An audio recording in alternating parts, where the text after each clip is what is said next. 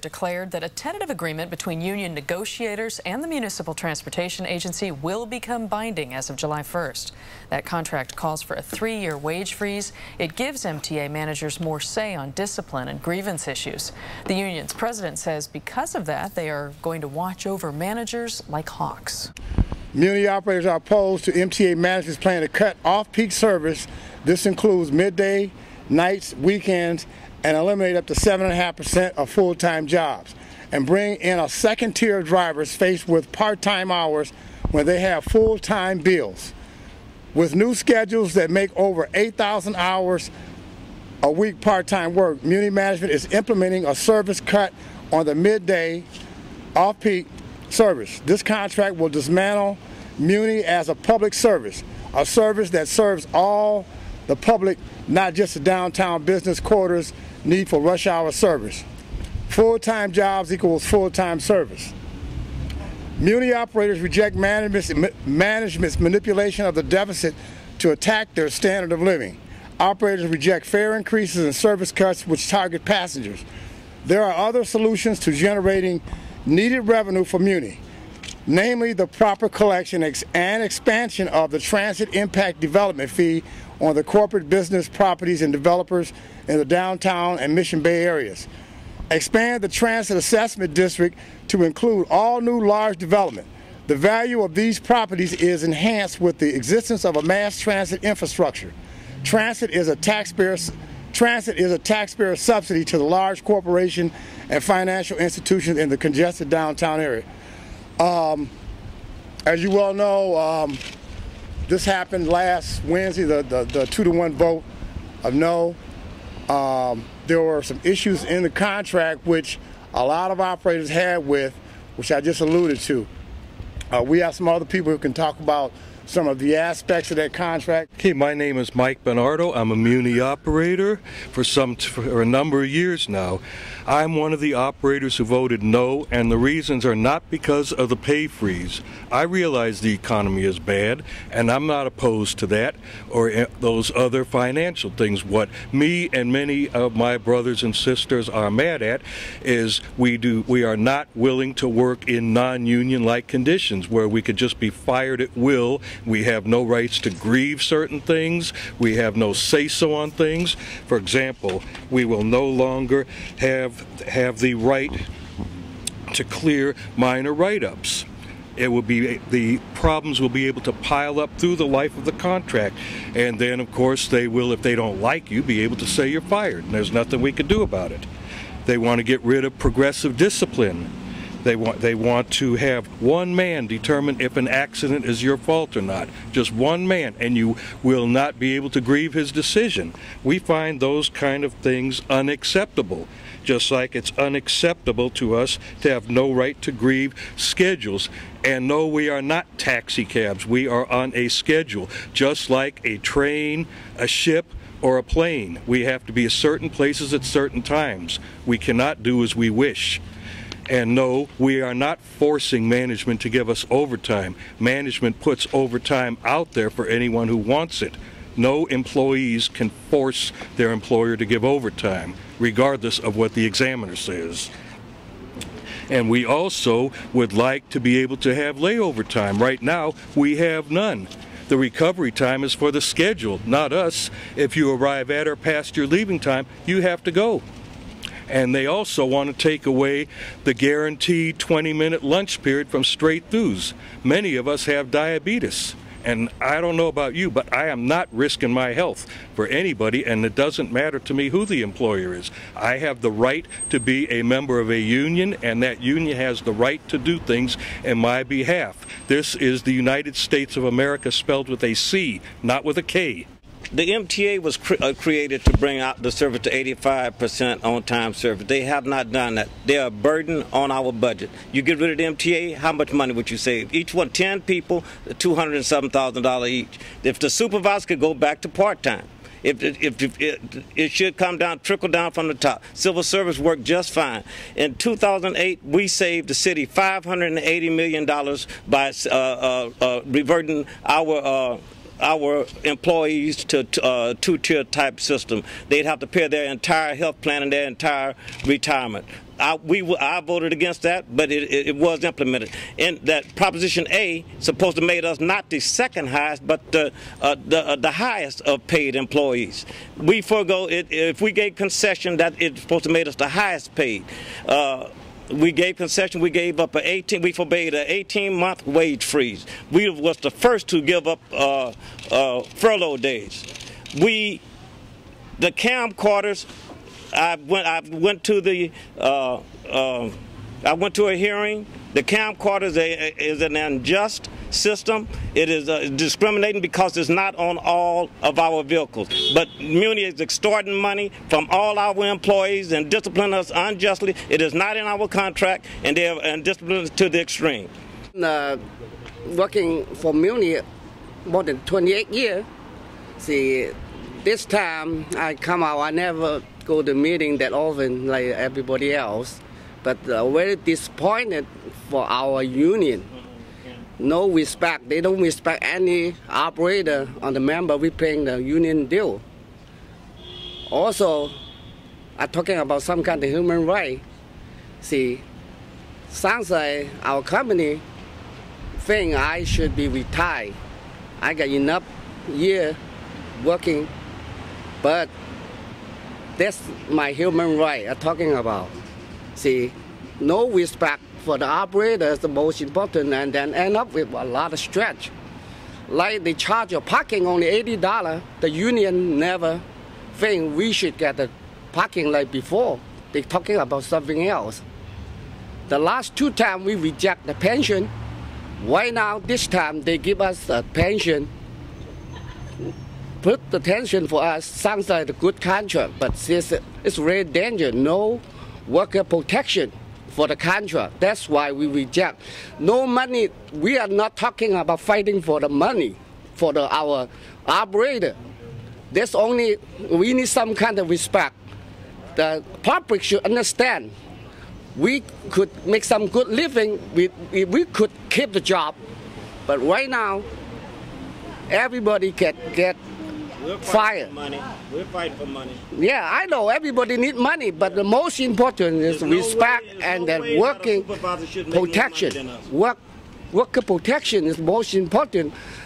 On this contract, they give it to us without the protection, and then they don't even care about how we feel, and then try to come to work without the stretch, and then could come to work relax and cannot concentrate to work.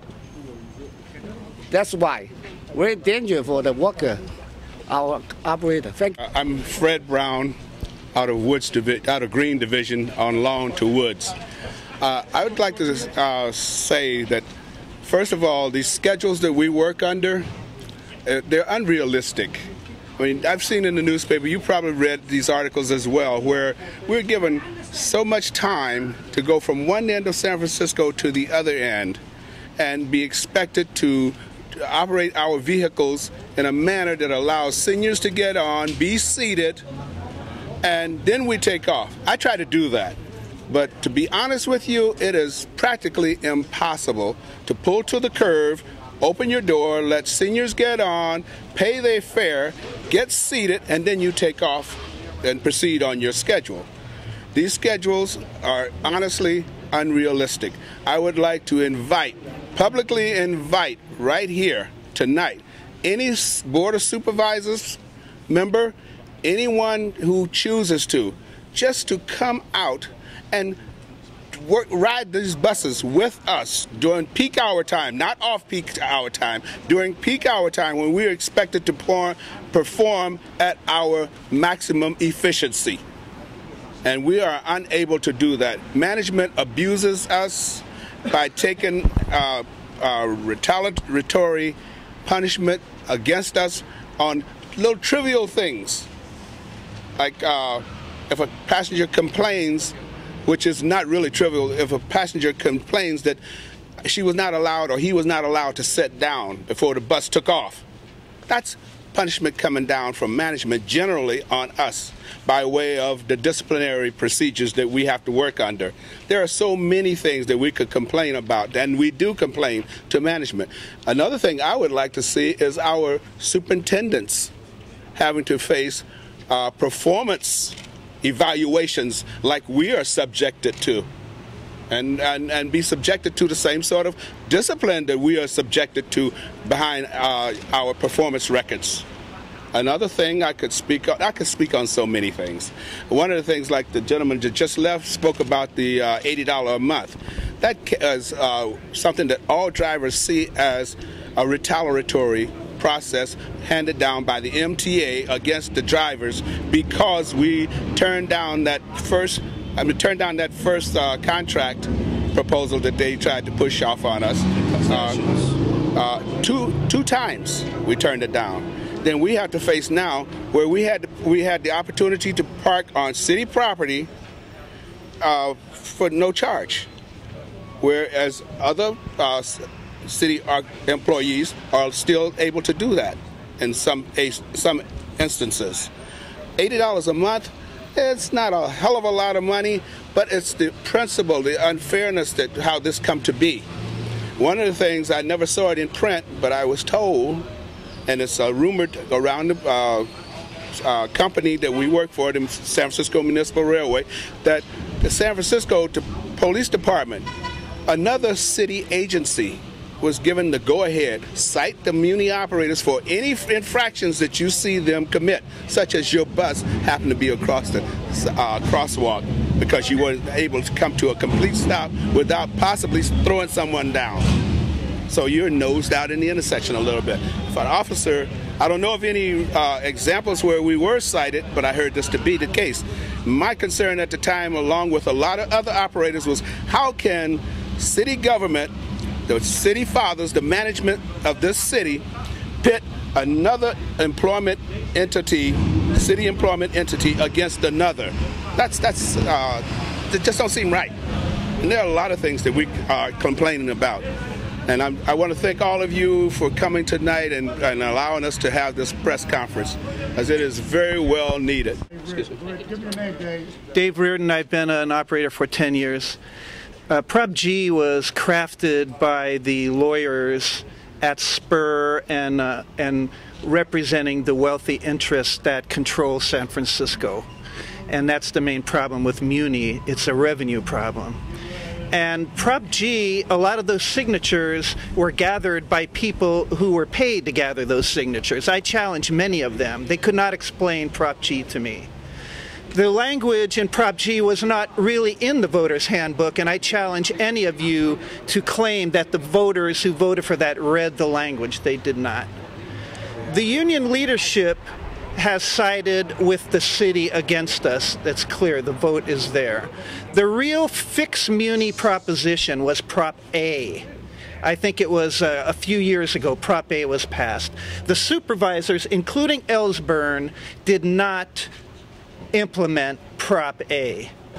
Ellsburn and those who championed Prop G did it for their own personal political gain. And the last thing I would like to say, I will repeat, it's a revenue problem. That's the problem here. This financial crisis is a scam. And two more things. One, the trust fund was a part of our negotiated contract. And this whole attack against us began in November of '09 when Ellsburn floated the idea that the trust fund wasn't part of our negotiated contract, it was a bonus. And some unprincipled people, such as Rachel Gordon and the Chronicle and the Examiner, took that false idea and ran with it. It was a lie. They knew it was a lie. Ellsburn knew it was a lie. Nate Ford knew it was a lie. That began the current attack on us. And the last thing I want to say is for the past 18 months, we have been the victim of vicious slander from the print media, some of whom are represented here right now. Thank you for your time. Voted down, saying it just was not good enough. Because a voter approved Proposition G, it went to arbitration, and that arbitrator says the contract stands. This is what the workers were upset about: the use of part-time drivers and train operators. No more guaranteed paid raises like before, and potentially tougher disciplinary procedures. So now the question, what will the workers do? Now, there was talk last week they might strike over this contract, but the sense I get from talking with many of the workers tonight is that they're not going to strike for now, but that doesn't mean some drivers won't stage slowdowns or sick-outs. All we're saying is we want respect for the work that we do in this city, and we want to basically be in a position to do our job without people looking over our shoulder and treating us like children.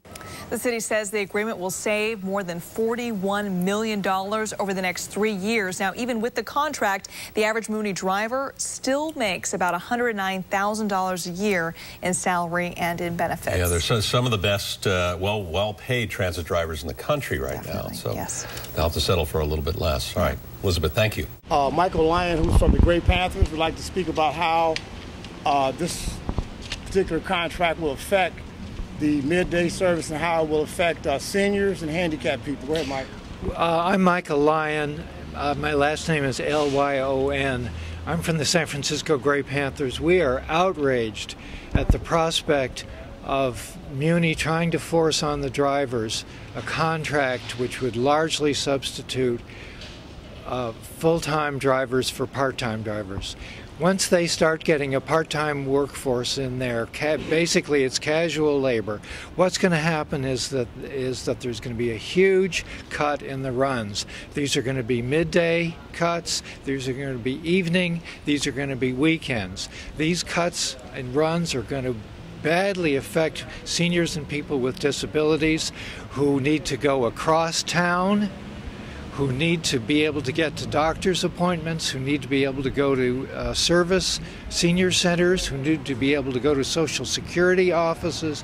These are all things that seniors have to do and people with disabilities have to do at off hours, and many of them are going across town. These cuts are going to be these runs are going to be canceled. It's going to have a terrible effect for us. Another thing that we're very upset about is the fact that drivers who have the courage to be able to stand up and expose the dangerous equipment are being singled out, they're being harassed, they're being written up. Seniors are particularly affected by grabby brakes, by chairlifts that don't work. We need to have working equipment, and this contract will make it practically impossible for drivers to be able to advocate for their passengers. Furthermore, Muni's problems do not have to do with the fact that the drivers aren't being worked hard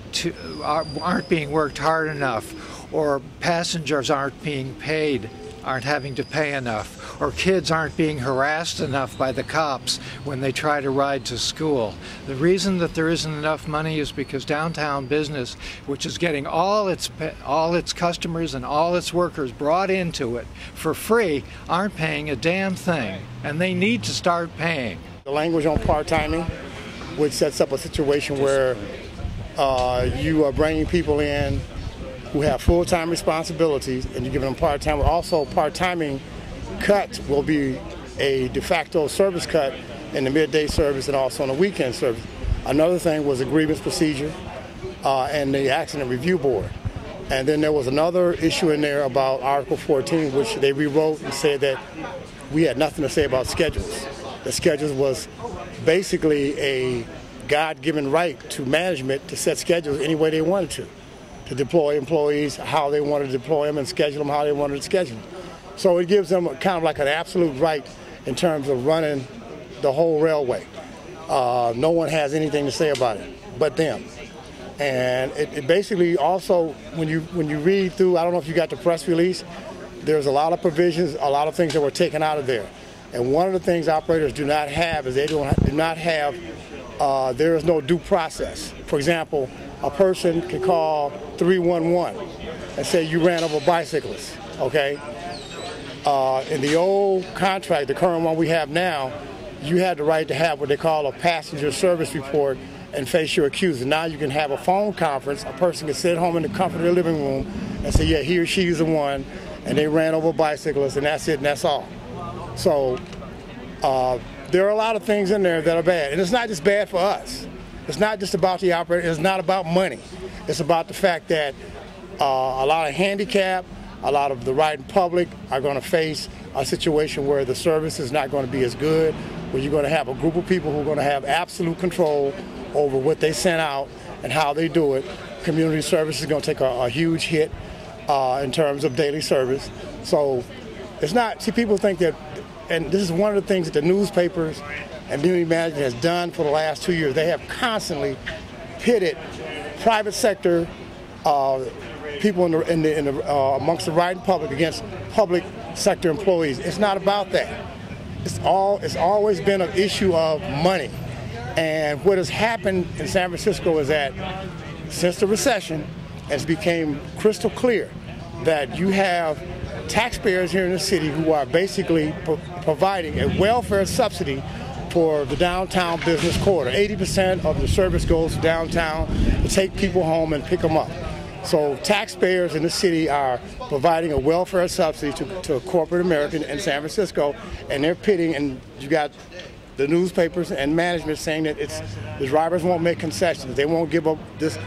And you know, let's be fair and let's be honest about this.